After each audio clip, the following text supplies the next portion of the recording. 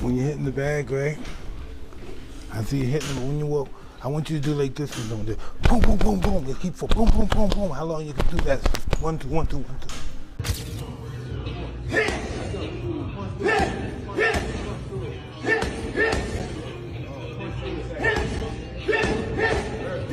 Jake Paul, I think when he weighed in for Mike Tyson, was 227 pounds.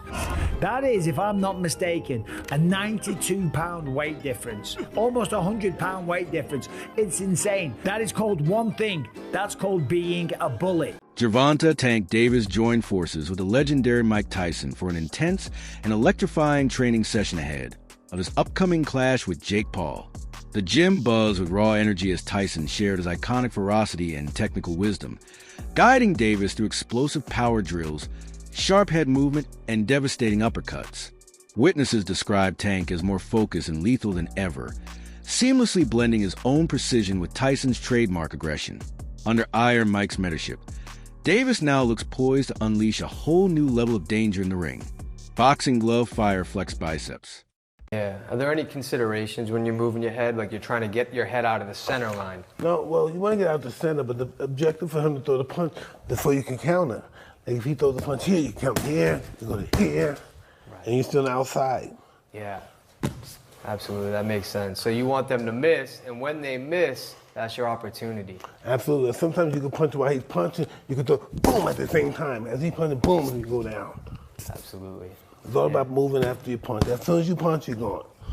Whatever it is, boom, side, whatever it is, you have to go. I love that foot movement. Is that something that Casamato taught you? Yeah, twisting. Twisting is what it's... The highly anticipated showdown between Jake Paul and Gervonta Davis is officially set for November 14th at the Casa Center in Miami, Florida.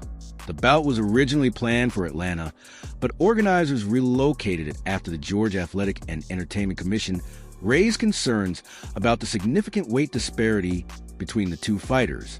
Balance scale, boxing glove fire. Oh my days. Jake Paul versus Tank Davis. Is this real? This can't be real. Because he was talking about fighting Joshua, which is heavyweight. And now he's saying about fighting Tank. Nah, this can't be. It's Netflix as well. I need to go and do some checks and see if like the main pages have posted this. But Jake Paul's posted it. It says Friday, November 14th. It's in Atlanta, State Farm Arena. This is random, no? Mike Tyson, who's already shared a ring with Jake Paul, has issued a word of caution as Paul gears up to face Gervonta Davis. Having experienced Paul's power and unpredictability firsthand, Tyson understands the mental and physical pressure that comes with such a fight. However, he's equally aware of the explosive danger posed by a fighter as fast, technical, and ruthless as Davis. While Jake Paul holds the edge in size and youth, Tyson believes Tank's speed, precision, and devastating knockout power make him a serious threat, no matter the weight gap. His warning hints that Paul might be underestimating just how dangerous Davis truly is. Boxing glove high voltage fire. I think Gervonta Davis is probably the greatest fighter around now, but he's got a tough fight coming up. You know, he's the top dog. There's no doubt about it. He showed that. But Barrios, he's a pretty good fighter. Last time I saw him fight, he was pretty durable. During his training sessions with Gervonta Davis, Mike Tyson openly admitted that Jake Paul's punches carried unexpected power. Tyson revealed that his entire body was sore after sparring with Paul, a confession that stunned many who had dismissed Jake's physical strength. Coming from a man who's both delivered and endured some of boxing's most brutal knockouts, Tyson's words were far from casual praise.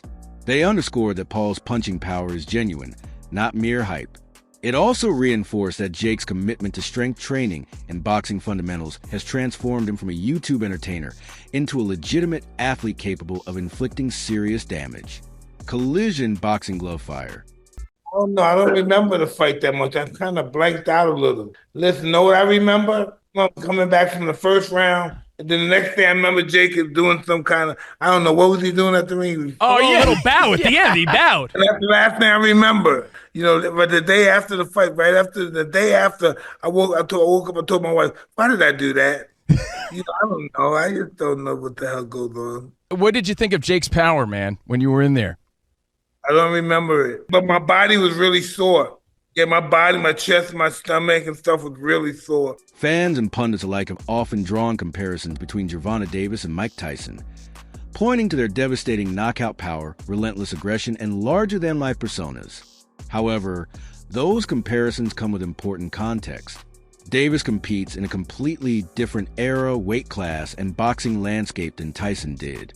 While Tyson's legacy was built on a reign of unmatched ferocity that still echoes through heavyweight history, Davis is carving out his own path, one defined by precision, explosiveness, and modern dominance. Boxing glove, high voltage crown. I mean, I have to ask you, would you ever remake your famous video game? Bring it to the next generation consoles, my friend? Hey, I'm just happy to be alive. Thank What you. about, I mean, what do you think about people comparing Tank Davis to you? I mean, what do you think about that? Tank is a great fighter. You think he's a great fighter? But what do you think about them comparing him to you? I mean, you're a legend, my friend. Well, he'll be one too if he keeps fighting.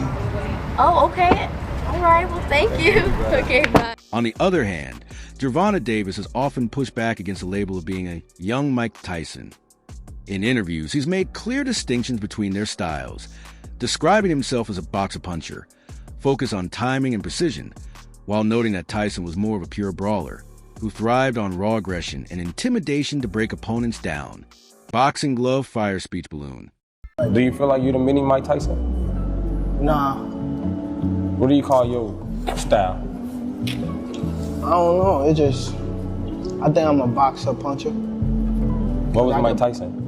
He was a brawler. Brawl means more than one person.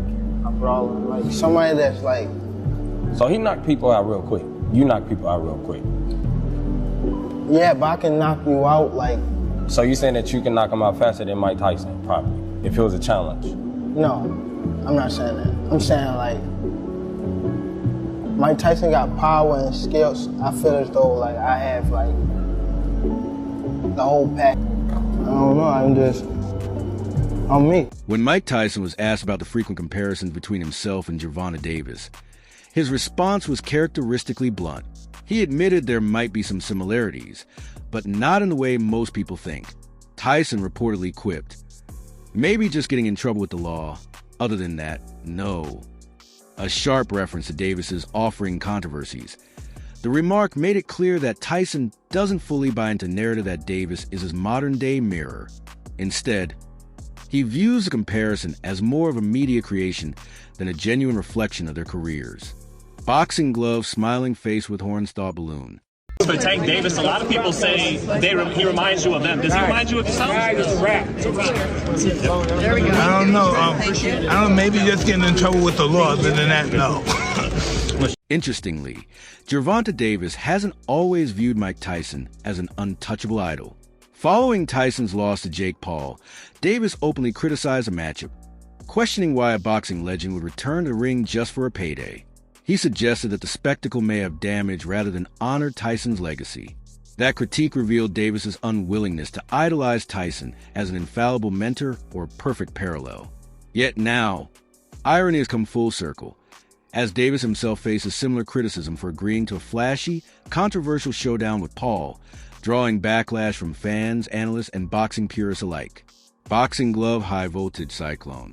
Do you think that it's fair to call them boxers now? If we talk about Logan Brothers. I think it's okay to call Jake Paul a boxer. The only reason why I say that is because he do be in the gym. He's working on stuff. The fight that he fought Mike Tyson, I don't think he should have fought Mike Tyson because of who Mike Tyson is and the age. And he said that he didn't try to knock him out. Yes, you did. You just couldn't get the knockout. Like, he tried to knock him out for sure. How much money you think they paid Tank? Tank gonna make upwards around 100 million. Say a word. Real talk, so you can't really blame him for taking that. Many fans and analysts see the upcoming fight as more spectacle than sport, claiming it prioritizes entertainment over competition. Critics have also noted that Davis skipped a much-anticipated rematch with Lamont Roach, a bout many believe he owed, in favor of pursuing a high-profile payday. During the recent press conference, however, Davis fired back at the backlash, insisting he doesn't care what anyone thinks and telling fans to simply sit back and enjoy the show. Clapperboard boxing love fire. Look at this face-off, Henry. What are your thoughts here? You're hearing that shit from me. That's cringe. In some weird way, I kind of like cringe it. about it? He's trying to big man the smaller guy, who the smaller guy to me is dangerous. I think Tank Davis is going to put the hands on him, but I like it, bro. I will say something about Jake Paul. He's brought a lot of attention to boxing. Tank Davis guaranteed $40 million.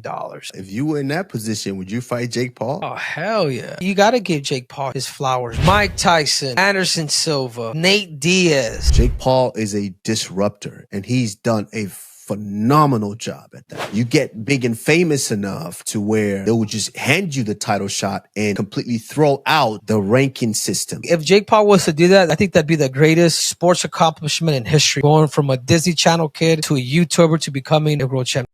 I don't remember the last time that I've heard Gervonta Davis say, I'm in boxing to be the greatest fighter of all time. I've heard him say that he's better than certain guys in his weight class, or this kid can't beat me. I've heard that.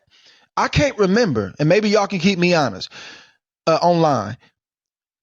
The last time I've heard Gervonta Davis talk about his legacy in the ring. Like I'm building my legacy. I'm trying to outdo Floyd in legacy.